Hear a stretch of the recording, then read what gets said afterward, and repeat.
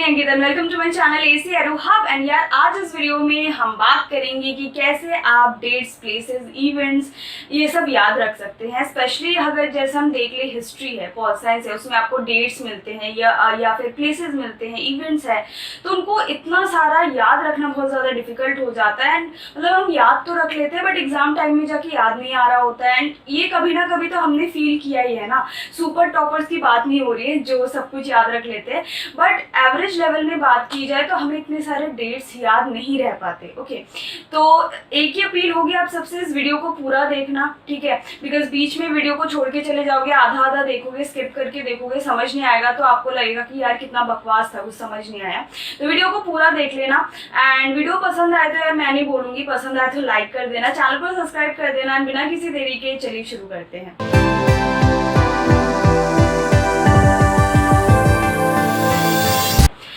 खुद की अगर बात बताऊँ तो जब मैं स्कूल में थी, स्पेशली मुझे हिस्ट्री एंड पॉल साइंस इन दोनों में डेट्स वगैरह था, ठीक है?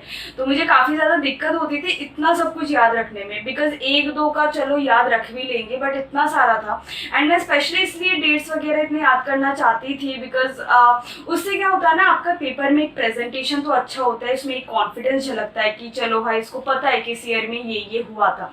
ओके, तो मतलब एक क्या बोलते हैं कि वेटेज देने के लिए पेपर को, स्पेशली हिस्ट्री पॉल साइंस में अगर देख ले, जियोग्राफी में प्लेसेस होते हैं, तो ये सब चीज़ें, छोटी छोटी चीज़ें बड़ी बहुत ज़्यादा इंपॉर्टेंट है। एंड मुझे उस टाइम में काफ़ी दिक्कत होती थी, तो मैंने पता नहीं यूट्यूब के कितने सारे वीडियोस देखे थे ओनली टू रिमेंबर कि मतलब ओनली टू नो कि कैसे हम डेट्स, प्लेसेस इनको याद रख सके ईजिली। बट सच्ची बताओ तो अगर आपने नहीं देखा, मैं बता सकती हूँ यूट्यूब में क्या क्या कंटेंट होगा, बिकॉज मैंने ऑलरेडी देख रखी थी वो स्कूल टाइम में। एंड मैंने टू बी ऑनेस्ट मैंने अप्लाई भी की थी अपने ऊपर, मैंने काफ़ी सारे तरीके ट्राई किए थे, बट एक से भी मुझे ऐसा नहीं लगा कि मुझे लॉन्ग टर्म के लिए या फिर ज़्यादा इजीली वो याद रह सकता है, ठीक है? तो मैं उन सब चीज़ों की बात नहीं करूँगी जो ऑलरेडी था, बट मैंने खुद ने अपना एक ट्रिक बना रखा है, तो इसका स्पेशली कोई नाम वाम नहीं है, मैं वैसे ही बताऊँगी। अगर आपको पसंद आए, आप पे वो सूटेबल रहे, ठीक है, आपको वो अच्छा लगे तो यूज़ करना, वरना आप अपना खुद से भी कुछ तरीका अपना सकते हैं। एंड जैसे कि मुझे पता है कि मेरे जितने भी व्यूअर्स हैं वो क्लास 12 से ज़्यादातर होंगे, तो मैं जो आपकी फर्स्ट बुक है हिस्ट्री की, ठीक है, आपकी जो फर्स्ट बुक है क्लास 12 हिस्ट्री की, इसमें से आपको एग्जाम्पल लेके लाइव बताऊंगी कि कैसे आपको करना है। तो स्टार्टिंग विथ डेट्स, अब आपका जो फर्स्ट चैप्टर है कौन सा है? Harappan civilisation.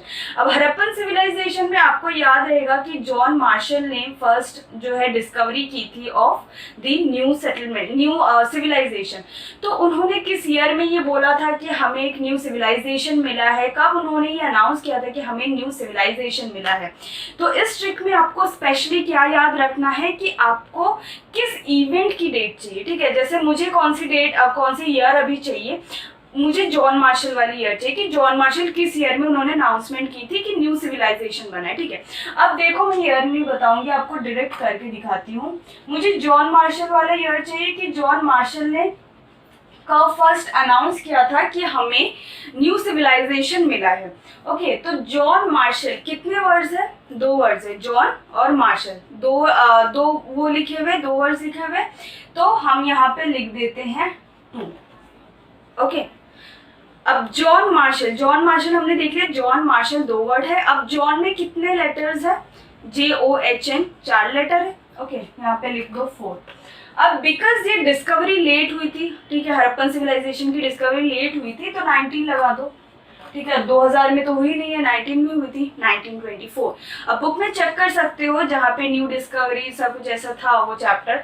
1924 is the date, 1924 is the year जब जॉन मार्शल ने अनाउंस की थी कि हमें एक न्यू सिविलाइजेशन मिला है, 1924। तो इसका ट्रिक बेसिक से क्या था कि आपको अगर कोई भी चीज़ याद रखनी है, ठीक है, उसका आप अल्फाबेट्स गिन लो या फिर लेटर्स कितने हैं गिन लो, ठीक है? जैसे यहाँ पे कोई और डेट होता है, ठीक है, तो जैसे आप मान लो JOHN जॉन, 4 लेटर है, आपको जॉन मार्शल के याद आना है तो जॉन देख लो, 4 लेटर का है तो 4 लगा दो, मार्शल जॉन मार्शल 2 लेटर का है। बेसिकली मेरा ट्रिक यही है कि 2-3 ट्रिक्स है, ठीक है। अब एक से तो सब कुछ नहीं हो सकता, 2-3 ट्रिक्स है। इसमें मैं ये ट्रिक लगाती हूँ कि जो भी लेटर्स, जो भी वर्ड है या फिर जो भी इवेंट का आपको निकालना है उसके अल्फाबेट्स गिन लो, ठीक है, या फिर उसके फर्स्ट अल्फाबेट गिन लो, फर्स्ट अगर कोई वर्ड है उसका गिन लो कितने अल्फाबेट है। या फिर आप और एक चीज कर सकते हो जो मैं आपको नेक्स्ट ट्रिक में बताऊंगी, ठीक है। देखो ये कितना इजी है, आपको बस लेटर्स गिनने हैं, अल्फाबेट्स गिनने हैं, या फिर फर्स्ट अगर वर्ड है तो उसके कितने लेटर्स है गिन लो। तो आप वैसे डेट्स के हिसाब से, जितने भी ईयर है उसके हिसाब से आप इसको चेंजेस कर सकते हो, ठीक है। अगर इससे भी नहीं समझ आ रहा हो, ये सबसे इजी एग्जाम्पल था, मैं एक और एग्जाम्पल दे देती हूँ, फर्स्ट चैप्टर का ही है। हड़प्पन सिविलाइजेशन की टाइमलाइन क्या है, बहुत ज्यादा इंपॉर्टेंट है टाइमलाइन की, किस साल से किस बीसी से किस बीसीई तक था, ठीक है, बिफोर कॉमन एरा, कब से कब तक था। मैं आपको डेट पहले लिख के, ईयर पहले लिख के बता देती हूँ। 2600 बीसी टू 1900 बीसी, यही था, ठीक है। जो आपकी हड़प्पन सिविलाइजेशन है यही उसकी टाइमलाइन थी, कब डिस्कवरी हुई एंड कब जाके खत्म हुआ। एंड आपको इतना तो पता होगा, जो बड़ा नंबर है उसे हम पहले लिखते हैं एंड छोटे को हम बाद में लिखते हैं, ठीक है। 2600 इज अ बिग नंबर, हमने पहले लिखा, 1900 इज अ स्मॉल नंबर, तो हमने पीछे लिखा। ओके, ऐसे होते हैं हिस्ट्री में। अब ये हमें इसे किस इवेंट के बेस पे याद रखना है कि ये हड़प्पन सिविलाइजेशन की टाइमलाइन है। तो Harappan civilization is the main thing, मैं यहाँ पे लिख देती हूँ हड़प्पन सिविलाइजेशन। ओके, अब देखो हड़प्पन सिविलाइजेशन कितने वर्ड्स है, टोटल 2 वर्ड्स है, हड़प्पन और सिविलाइजेशन। तो हड़प्पन सिविलाइजेशन के 2 वर्ड है, मैंने यहाँ पे 2 लिख दिया, ठीक है। हमें एक टाइमलाइन चाहिए, तो हम ऐसे करते हैं, जैसे ये वाला है, ठीक है, ये वाला साइन बीच में डाल दो। एंड हमेशा हमें पता है कि जो पहले होगा उससे कम नंबर ही होगा पीछे, तो हम इसका 1 डाल दो, ठीक है। 2 से कम कौन सा है, 1 डाल दो, ठीक है, पीछे वाला नंबर छोटा होता है तो यहाँ पे 1 डाल दो। अब हड़प्पन सिविलाइजेशन, हड़प्पन में कितने लेटर्स है, HARAPAAN, 8, ठीक है, HARAPAAN 8 लेटर्स है, ठीक है। ओके, अब 2 के साथ हम कितना प्लस करें कि 8 हो जाए, 6, ओके, 6 डाल दो। ओके, 1 का अगर देखें तो हम कितने नंबर में से 1 को माइनस करें ताकि हमारे पास 8 आ जाए, दैट इज 9। ओके, तो यहाँ पे 0 लगा दो, इजी है। देखो हड़प्पन में आप 1-2 तरीके यहाँ पे लगा सकते हो। फर्स्ट इज HARAPPAN, यहाँ पे 8 लेटर्स है तो आप इससे लगा सकते हो, या फिर जो H है मीन्स जिससे हड़प्पन सिविलाइजेशन शुरू होती है, ये जो अल्फाबेट है ये 8वां अल्फाबेट है, देख लो ABCDEFGH 8वां अल्फाबेट है, 8 है, ठीक है। तो आप अब ऐसे करके लगा सकते हो। अब 2 6 8 होता है, 2 + 6 8 होता है, 1 - 9 8 होता है। तो अब ऐसे करके भी इस चीज को याद रख सकते हो। अब आपके ऊपर है कि कैसे आपको याद रखना है, अल्फाबेट गिन के याद रखना है, प्लस माइनस। अब देखो यहाँ पे कोई हमें ट्रिग्नोमेट्री तो करनी नहीं है, प्लस माइनस यही सब करना होता है, डिवाइड करना होता है। तो आप डेट के हिसाब से उसे चेंज कर सकते हो। मैंने यहाँ पे लिया कि हड़प्पन सिविलाइजेशन 2 वर्ड है, ठीक है, तो 2 से हमने पहले 2 लिख दिया, ठीक है, उसके साथ -1 यहाँ पे कर दिया। एंड या फिर आप ऐसे भी कर सकते हो, इसको मैंने ज्यादा तोड़ के बताया। अगर आपको डायरेक्टली करना है, हड़प्पन में कितने अल्फाबेट से 8 अल्फाबेट है, 8 लेटर है, ठीक है। अब 2 + 6 8 होते हैं, 1 - 9 8 होता है। इतना तो आपको याद थोड़ा सा रह जाएगा इससे, ठीक है। अगर इससे भी नहीं समझ आया, मैं एक और बता देती हूँ जो है थर्ड ट्रिक। ये थोड़ी सी डिफरेंट ट्रिक है। फ्रेंच रेवोल्यूशन, इसकी ईयर तो सबको याद रहती है 1789, ठीक है। मैं आपको पूरा डेट मंथ सब याद करा देती हूँ, देखो कैसे करना है। फ्रेंच रेवोल्यूशन, ठीक है, मैंने ये वाला एग्जाम्पल इसलिए लिया बिकॉज बहुत ज्यादा कॉमन है। ओके, देखो ये जो फ्रेंच रेवोल्यूशन है इसकी डेट ईयर मैं आपको बता दूं, 14 जुलाई 1789। ये जो ईयर है, डेट है, मंथ है, ये 14 जुलाई 1789 ये एक टर्निंग पॉइंट था फ्रेंच रेवोल्यूशन के लिए। आपने 8 या 9th या 10th में होगा शायद। तो ये जो डेट, मंथ एंड ईयर है बहुत ज़्यादा इंपॉर्टेंट है। ईयर तो इजी है याद रखना, 7 8 9। मैं आपको और एक तरीका बता देती हूँ कैसे आप इसको डेट मंथ इन सबको याद कर सकती हो। देखिए, देखो फर्स्ट है 14 को क्या आता है, 14 फेब को क्या आता है, आई होप किसी सबको पता होगा, वैलेंटाइंस डे आता है 14 फेब को, ठीक है। 14 डेट याद रहेगा, 14 को क्या आता है, वैलेंटाइंस डे। जुलाई एक ऐसा मंथ जहाँ पे कोई छुट्टी नहीं होती, ठीक है। अगर हम गैजेटेड हॉलीडे देखें तो कोई छुट्टी नहीं होती जुलाई में, तो वैलेंटाइंस डे प्लस जहाँ पे कब कोई छुट्टी नहीं होती, ठीक है, तो 14 जुलाई, ठीक है। इतने याद रखना है कि जो फ्रेंच रेवोल्यूशन था उसमें जो है वैलेंटाइंस डे आया, एंड वैलेंटाइंस डे ऐसे टाइम पे आया जहाँ पे कोई भी छुट्टी नहीं थी। अब वैलेंटाइंस डे कैसे मनाए, है ना। तो एंड 1789 आपको कैसे याद रखना है, 789 सीक्वेंस में आ रहा है, वो लास्ट के कुछ नंबर्स है, 789, 0 तो हम लिख नहीं सकते, 789, ओके। तो 14 जुलाई 789, ठीक है। तो ऐसे करके आप याद रख सकते हो, अल्फाबेट गिन के उसकी लेंथ देख के या फिर कितने वर्ड्स है वो देख सकते हो, प्लस माइनस कर सकते हो। साथ में आपको ये भी याद रख सकते हो कोई ऐसा डे, जैसे 14 फेब की जगह 14 जुलाई की जगह आप अगर ऐसे भी याद रख सकते हो, जैसे 14 को मान लो आपका बर्थडे आता है, ठीक है, या फिर 14 की किसी भी मंथ में आपका बर्थडे आता है, या फिर आपके दोस्त का बर्थडे आता है, या फिर उस दिन कुछ ऐसा हुआ था जो आपको याद है, याद रह गया है। आपका रोल नंबर हो सकता है स्कूल का, ओके, आपके किसी दोस्त का रोल नंबर हो सकता है, तो आप उसको ऐसे भी याद रख सकते हो। जुलाई में आप कोई भी ऐसे इवेंट याद रख सकते हो, या फिर किसी का बर्थडे आता है, या फिर आपका बेस्ट फ्रेंड का कुछ बर्थडे आता है, मतलब आप कुछ भी ले सकते हैं, जैसे किसी का बर्थडे, किसी का, या फिर कोई ऐसे मेमोरेबल इवेंट जो आप नहीं भूले है, ठीक है, आपको याद आ जाएगा। तो ऐसे करके रिलेट करके हम कर सकते हैं। तो कोई ऐसा डेट आ गया, मान लो कोई भी डेट आ गया, ठीक है, मैं मान लेती हूँ 7 सितंबर, तो यार मेरी दोस्त का बर्थडे ना इस तारीख को आता है, ठीक है, इस तारीख को इस इवेंट हुआ था, याद रह जाएगा।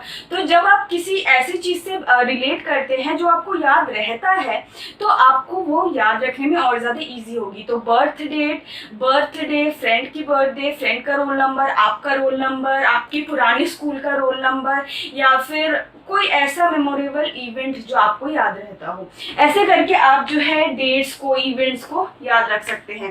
प्लेसेस पे आते हैं। प्लेसेस मैं कैसे याद रखती थी, मैं वो बता सकती हूँ आपको, प्लेसेस कैसे याद रखते हैं। So what I did is that, जो शुगर केन है, ठीक है, यहाँ पे मेरा मार्कर भी ठीक से नहीं चल रहा है, ठीक है, फिनिश हो गया। शुगर केन जो है मैंने ऐसे याद रखा था, जैसे शुगर केन यूपी में, फिर महाराष्ट्र में बहुत अच्छा होता है, ठीक है। तो मेरी एक फ्रेंड जो है यूपी की थी, एंड यूपी की थी, तो यूपी से वो याद आ गया, और वो रिसेंटली जो है शिरडी में घूमने गई थी, ओके।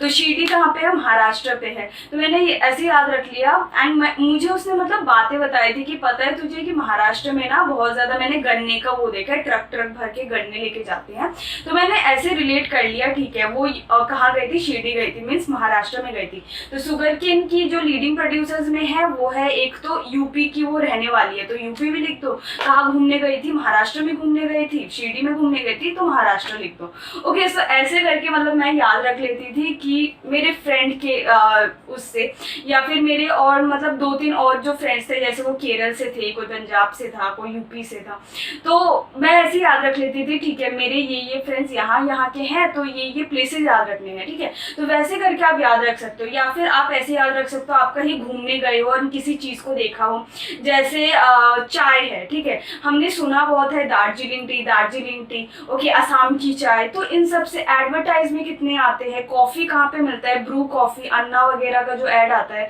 ठीक है, कर्नाटक में मिलता है। तो ऐसे करके आप रिलेट कर सकते हो। तो आपके इसमें टीवी का भी काम आएगा, आपके फ्रेंड्स काम आएंगे, आपकी कोई मेमोरीज, आप कहीं घूमने गए हो, ठीक है, उससे आप रिलेट कर सकते हो। इसके अलावा प्लेसेस को कैसे याद रख सकते हैं, जैसे पर्टिकुलर अगर मैं इस चीज की बात करूं, ठीक है, अगर मैं जूट की बात कर लेती हूँ, चलो ये थोड़ा अनकॉमन है, ठीक है, जूट या फिर राइस की अगर बात कर लूँ, तो ये कुछ ऐसे क्रॉप्स होते हैं जिनमें पानी ज्यादा चाहिए, ठीक है। पानी कहाँ ज्यादा मिलेगा, वेस्ट बंगाल में मिलेगा, ठीक है, वेस्ट बंगाल भी याद नहीं आ रहा, ओके, कोई बात नहीं। तो हम ऐसी जगह ले ले जहाँ पे पानी मिलना हो, या फिर जहाँ पे बारिश बहुत ज्यादा होती है, ओके, या फिर जो पानी के किनारे हो, जहाँ पे इरिगेशन बहुत ज्यादा मिल सकती है, ठीक है। तो ऐसे करके आप रिलेट कर सकते हो, उनकी जो डेटास है, फैक्ट्स है। तो राइस एंड जूट का मुझे ऐसे भी याद रह जाता था, बिकॉज मैंने जूट देखी है वेस्ट बंगाल में, तो मुझे वो याद रह जाता था। या फिर अगर नहीं भी रहता था, तो आप देख लो बिहार, वेस्ट बंगाल, यहाँ पे बारिश वगैरह ज्यादा होती है, पानी जो है एलुवियल होता है, तो इन सब डेटा से आप इसको याद रख सकते हो। या फिर जो पोर्ट्स है, एक चीज जो यहाँ पे और एक काम आएगी आपकी, पोर्ट्स, अगर आपके चैप्टर में शायद मेरी यहाँ पे मार्कर काम नहीं कर रही, ओके, तो यहाँ पे जो पोर्ट्स है, जो सी पोर्ट्स होंगे वो कहाँ पे होंगे, किनारे पे होंगे, ठीक है। ये याद रखना, जो सी पोर्ट्स है, एयरपोर्ट्स है, इनको कैसे पहचाने। एयरपोर्ट्स जो होंगे वो कभी सी के आसपास नहीं होंगे, मीन्स वो कभी कॉर्नर पे नहीं होंगे, कोस्टल एरियाज पे नहीं होंगे, वो कहाँ पे होंगे, मेनलैंड पे होंगे। बट अगर हम सी पोर्ट्स को देख ले, वो कहाँ पे होंगे, वो हमेशा पानी के किनारे, मीन्स वो हमेशा जो कोस्टल एरिया है वहाँ पे होंगे। तो अगर आप पूरा हमारा पेनिनसुला देख ले, कोस्टल एरियाज हमारे इंडिया का देख लो, वहाँ पे आपको सी पोर्ट्स मिलेंगे, ओके। बट एयरपोर्ट्स आप देख लो, दिल्ली हो गया या फिर आपके वेस्ट बंगाल हो गया, तो बीच बीच में, मतलब वो टेरिटरीज में होते हैं, ठीक है, वो कोस्टल एरियाज में नहीं होते। तो ऐसे करके आप उनके फैक्ट से, उनके डेटा से, या फिर अपने फ्रेंड के किसी रिलेशन में आप देख सकते हो, या फिर अपने आप कहीं घूमने गए हो, टीवी में किसी ऐड देख लिया, कोई ऐड देख लिया, पेपर में ऐड देख लिया, तो ऐसे करके आप प्लेसेस को याद रख सकते हो। Okay, so that is about my tricks. I don't know, ये थोड़ा मतलब बचपना सा ट्रिक था, बिकॉज इसका कोई नाम वाम ऐसा कुछ है नहीं, बट मैंने खुद ने बनाया बिकॉज मुझे इसकी याद रह जाता था, ठीक है।